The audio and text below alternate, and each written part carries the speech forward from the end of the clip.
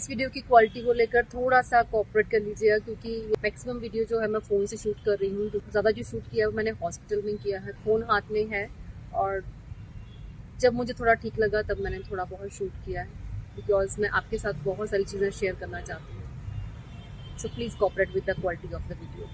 हाँ जी, कैसे हैं आप सब।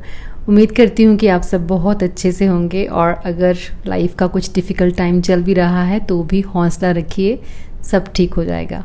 और इसी हौसले और हिम्मत की ज़रूरत है आज मुझे आप सब से। ये व्लॉग मैंने एक रूटीन व्लॉग की तरह ही स्टार्ट किया था, लेकिन मुझे पता नहीं था कि चीज़ें कुछ इस तरह से चेंज हो जाएंगी। आप सबको पता है कि मम्मा की तबीयत थोड़ी ठीक नहीं थी। जब उनमें टेस्ट करवाए तो इसमें थोड़ी इन्फेक्शन आई थी, तो एंटीबायोटिक वगैरह दिए 5 दिन, और उन 5 दिनों में उनको कोई फीवर नहीं आया। लेकिन जिस दिन मैंने ये व्लॉग स्टार्ट किया उस दिन मॉर्निंग में जब मैं उनके पास उनके रूम में गई तो मैं शॉक हो गई, क्योंकि उनको दोबारा से फीवर आ गया था और उनके पेट में बहुत दर्द हो रहा था। 5 दिन एंटीबायोटिक का कोर्स करने के बाद फिर से फीवर आना और फिर स्टमक एक होना मेरे लिए काफ़ी शॉकिंग था। पीसीएम देकर हम उनको सीधा हॉस्पिटल लेके, और वहाँ पे उनके जब टेस्ट वगैरह किए गए, अल्ट्रासाउंड किया गया, तो उसमें आया कि गॉल ब्लैडर में स्टोन है, वो भी 1 सेंटीमीटर का। शायद उसी से इन्फेक्शन फैल रही थी। जब हमने सीवीसी करवाया तो उसमें भी इन्फेक्शन का जो काउंट है वो बढ़ गया था, मतलब पहले से बढ़ गया था। तो बिना कोई दूसरी बात सोचे हम सीधा उन्हें इमरजेंसी में ले गए। वहाँ जाते ही उन्हें हायर डोज ऑफ एंटीबायोटिक्स दिए जाने लगे, और साथ में उनके टेस्ट स्टार्ट हो गए, सीटी स्कैन वगैरह किया गया। हैरानी की बात ये थी कि आज से पहले मम्मा को कभी भी स्टमक एक नहीं हुआ। मतलब डॉक्टर्स भी हैरान थे कि आपको कभी इससे पहले पेन नहीं हुआ, और अचानक से फीवर आया, स्टमक एक होने लगा, और उसके बाद इन्फेक्शन इतनी ज़्यादा बढ़ गई। मतलब सब कुछ बहुत साथ में हो गया था। दिल बहुत घबरा भी रहा था उनको पेन में देखकर, लेकिन अब डॉक्टर्स इतने अच्छे थे, ट्रीटमेंट एकदम से स्टार्ट कर दिया उन्होंने। उनकी ऑब्जर्वेशन में जब मम्मा आ गए थे उसके बाद दिल को थोड़ी तसल्ली ज़रूर हो गई थी। रिलेटिव्स के फ़ोन आ रहे थे, फ्रेंड्स के कॉल्स आ रहे थे, मम्मा की कंडीशन के बारे में उनको मैं बताती जा रही थी। लेकिन हॉस्पिटल में चेयर पे बैठे बैठे पता नहीं क्यों मेरे मन में एक ख्याल आने लगा कि मुझे आपके साथ भी ये मोमेंट्स शेयर करने चाहिए। आपको मैं अपनी shape up your life family कहती हूँ। मैंने आपके साथ हमेशा सेलिब्रेशंस शेयर की हैं, खुशियाँ शेयर की हैं। आज मुझे पता नहीं क्यों ऐसा लग रहा था कि मेरे ऊपर इतना टफ टाइम है। पता नहीं क्यों बार बार मन कर रहा था कि मैं आपसे कहूँ कि प्लीज़ प्रे कीजिए मम्मा के लिए। हॉस्पिटल की पहली मॉर्निंग जो थी वो काफ़ी स्ट्रेसफुल थी, तो स्ट्रेस्ड मॉर्निंग की एक पिक भी मैंने आपके साथ इंस्टाग्राम पे शेयर की थी, और जिसमें मैंने आपको प्रे करने के लिए कहा था। मम्मा की कंडीशन को देखें, फिर मेरी भाग दौड़ और ज़्यादा शुरू हो गई थी। कभी घर आकर मुझे देखना था घर को, कभी हॉस्पिटल जाके मम्मा को देखना था। लाइफ जो है वो इस टाइम ये लग रही है कि totally out of the routine जा चुकी है, लेकिन मैंने इसको भी एक चैलेंज की तरह लिया है। सब कुछ ठीक हो जाएगा, खुद से रोज़ ये बोलती हूँ। मम्मा की ये कंडीशन का सुनकर मेरी सिस्टर इन लॉ फटाफट से हमारे घर पहुँच गए थे, तो उनकी काफ़ी मुझे हेल्प मिल रही है। अगर मैं हॉस्पिटल में रहती हूँ तो वो थोड़ा घर संभाल लेते हैं। लेकिन हम लेडीज़ एक बात हमेशा कहती हैं ना कि अपने घर का खुद को ही पता होता है, तो बहुत सारी चीज़ें ऐसी हैं जो सिर्फ मैं जानती हूँ कि कब, कहाँ और कैसे करनी है। तो बस अभी भी सब कुछ यही चल रहा है, थोड़ा बहुत कुछ मैनेज हो रहा है, थोड़ा बहुत कुछ छूट रहा है, पर मैं इतना वरी नहीं कर रही। इस टाइम जो मेरी प्रायोरिटी है, मेरा फोकस है, वो पूरे का पूरा मम्मा की हेल्थ को लेकर है। तो मम्मा की कंडीशन कुछ इस तरह थी कि जब सिटी स्कैन वगैरह किया गया तो गॉल ब्लैडर में, जैसे मैंने आपको बताया कि स्टोन आया था, उसकी वजह से इन्फेक्शन हो सकती थी। लेकिन सेकेंड डे जब इन्फेक्शन बिल्कुल भी कम नहीं हुई, मतलब जितनी इन्फेक्शन थी उतना ही काउंट आया, तो फिर और ज़्यादा घबराने की बात हो गई थी। डॉक्टर खुद कंफ्यूज थे। फिर मम्मा के केस को किसी और डॉक्टर के अंडर किया गया, तब दोबारा सिटी स्कैन किया गया, तो उसमें शो हुआ कि जो वो लोग सोच रहे थे कि शायद स्टोन की वजह से इन्फेक्शन हो रही है, लेकिन इन्फेक्शन स्टोन की वजह से नहीं थी, उनके लीवर में एक्चुअली पस बन गया था। रियली ये काफ़ी ज़्यादा स्ट्रेंज है कि उनको कभी कोई इशू नहीं हुआ, मतलब कभी कोई हेल्थ इशू उनको नहीं हुआ।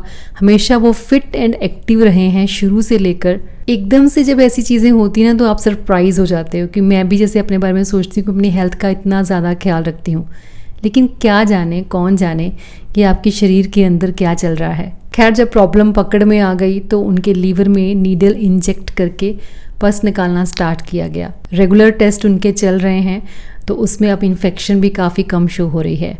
अब जिस दिन से वो एडमिट हुई हैं यहाँ पे, उस दिन से कोई वॉमिट नहीं, कोई फीवर नहीं, कोई स्टमक में पेन की शिकायत उन्होंने नहीं की है। कंडीशन कैसी भी हो, आपकी सोच हमेशा पॉजिटिव रहनी चाहिए। हाँ, हम कई बार ऐसी कंडीशंस में थोड़े कंफ्यूज हो जाते हैं, थोड़े डाउटफुल भी हो जाते हैं, लेकिन फिर भी जो पॉजिटिव एटीट्यूड है ना वो आपका चेंज नहीं होना चाहिए। मैंने बहुत आराम से मम्मा को कहा था कि मैं आपको प्रॉमिस करती हूँ कि मैं आपको ऐसे ही सही सलामत घर वापस लेके जाऊँगी। वो रिकवर कर रही हैं और जल्दी ही हम उनका वेलकम करेंगे। ये टाइम भी लाइफ का एक पार्ट है, लेकिन हमें नहीं लगता जब तक वो हमारी ज़िंदगी का एक हिस्सा बन नहीं जाता। अपने लव्ड वंस को हॉस्पिटल में लेके आना, फिर उन्हें उस कंडीशन में देखना जिसमें आप उन्हें कभी इमेजिन भी नहीं कर सकते। मम्मा को हमने कभी इस तरह से इमेजिन नहीं किया। उन्होंने हमेशा एक बात की है कि मैं रोज़ पूजा करती हूँ और उस पूजा में मैं यही प्रे करती हूँ कि जब भी मुझे लेके जाना है ईश्वर, मुझे चलते फिरते ले जाना, ऐसा वक्त ना आए कि मुझे हॉस्पिटलाइज होना पड़े। बट सी, आप जो सोचते हो, आप जो प्रे करते हो, ज़रूरी नहीं कि हर बार आपकी वर्क करती है। बट ये भी बहुत बड़ी बात है कि वो जल्दी से रिकवर हो जाएं और हम लोग उनको सही सलामत घर वापस लेके जाएं। टफ फेज़ है, निकल जाता है। कोई भी फेज़ रुकता नहीं है, लाइफ कहीं पे भी स्टॉप नहीं होती है। उनको बार बार रोते हुए, उनको इमोशनल होते हुए देखकर हम लोग भी इमोशनल हो जाते हैं कि हौसला भी टूट रहा होता है, लेकिन फिर भी हम उनको हौसला दे रहे होते हैं कि नहीं मम्मा, आप टेंशन मत लो, आप बिल्कुल ठीक हो। देखो, मैंने तो उनको बार बार ये भी बोला कि तो सारे बर्तन जो वॉश हो चुके होते हैं, ड्राई हो चुके होते हैं, आपको वो भी लगाने हैं, आपको कपड़े भी फोल्ड करके रखने हैं, आपको मेरी हेल्प नहीं करनी है। आप मेरी हेल्प कैसे करोगे? देखो, सब कुछ मुझे खुद करना पड़ रहा है। तो वो मुझे बोल रहे हैं अरदास करो कि मैं जल्दी ठीक हो जाऊँ, मैं सब कुछ कर लूँगी, दोबारा से सारे काम कर लूँगी, बस एक बार मैं ठीक हो जाऊँ। द मोमेंट्स सब ठीक हो जाएगा। I am sure. आज तो मैं बहुत श्योर हूँ।